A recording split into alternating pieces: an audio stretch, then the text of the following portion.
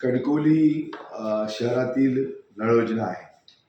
जवळजवळ दर दिवशी 25 लाख लिटर पाणी हे कणकवली शहरवासियांना या नळ योजनेच्या मार्फत दिलं जातं. पण सध्या ऐन उन्हाळ्याचा काळ आहे आणि या उन्हाळ्याच्या महिन्यांमध्ये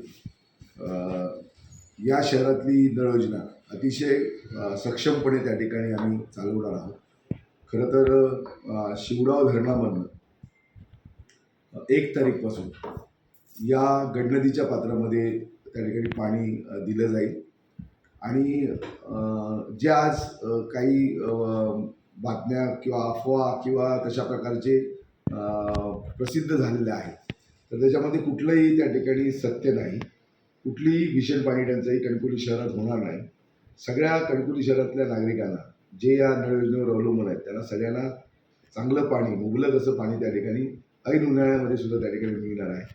खरं तर अशा प्रकारची जी नदीची पात्रं आहेत ही जी ऐन उन्हाळ्यामध्ये कोरडी होतात, हे सातत्यानं होणारं जसा सीझन असतो, म्हणजे उन्हाळ्यामध्ये उन्हाळा, पावसाळ्यामध्ये पावसाळा आणि हिवाळ्यामध्ये हिवाळा, त्या पद्धतीचं ही परिस्थिती आहे. आणि त्यामुळे हे दरवर्षीच अशा पद्धतीनं पाणी त्या ठिकाणी नदी पात्रातलं त्या ठिकाणी आटतं, बाष्पीभवनामुळे आटतं, केटीवेअरच्या झिरपण्यामुळे आटतं आणि त्यामुळे आम्ही त्याची व्यवस्था केलेली आहे. जलसंपदा विभाग आणि कणकवली नगरपंचायत यांचा पाणी आरक्षण करार झालेला आहे. या पाणी आरक्षण कराराच्या माध्यमातून आम्ही जवळजवळ वर्षाला 12 लाख रुपये एवढा जी पाणीपट्टी आहे, धरणाकडलं जे पाणी आपल्याला टंचाईच्या काळामध्ये येतं या 3 महिन्यामध्ये, त्याची जवळजवळ आम्ही 12 लाख रुपये या शहराच्या माध्यमातून भरतो.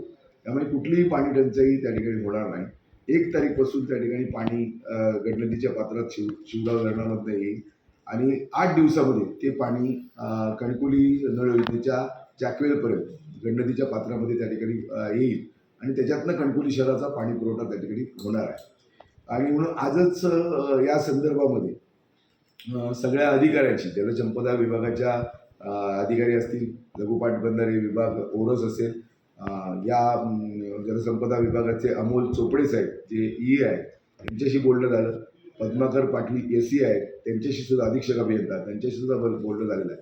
आणि ज्यांच्यावरही जबाबदारी आहे, ज्यांच्यावर चार्ज आहे, ते डेप्युटी इंजिनियर मांडगावकर साहेब यांच्याशी सुद्धा याबाबत बोलणं झालेलं आहे. शिवडाव धरणाच्या अंतर्गत ही नळ योजना येत असल्यामुळे 1 तारीखला पाणी पुरवठा त्या ठिकाणी धरणातनं शिवडावच्या सोडला जाईल आणि येत्या 8 दिवसामध्ये या धरणाचं पाणी, शिवडाव धरणाचं पाणी कणकवलीच्या गडनदीच्या पात्रामध्ये येईल, कणकवलीच्या नळ योजनेच्या जॅकवेलपर्यंत येईल आणि कणकवलीकरांना जसा मुबलक पाण्याचा साठा आहे तो पाण्याचा साठा त्या ठिकाणी दिला जाईल. कुठलीही टंचाई त्या ठिकाणी होणार नाही.